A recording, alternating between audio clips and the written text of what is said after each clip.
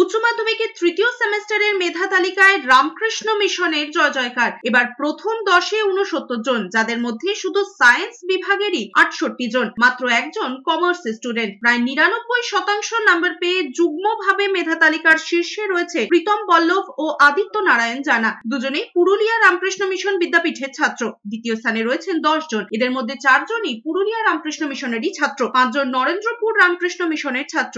তৃতীয় হয়েছেন নরেন্দ্রপুর রামকৃষ্ণ মিশনের ছাত্র সোহম ভৌমিক। এদিকে মেয়েদের মধ্যে প্রথম হয়েছেন দীপান্বিতা পাল, দৌলতপুর হাই স্কুলের ছাত্রী। পাশের নিরিখে প্রথম স্থানে রয়েছে দক্ষিণ 24 পরগনা, কলকাতা 12তম স্থানে। খুবই ভালো লাগছে, খুবই আনন্দিত।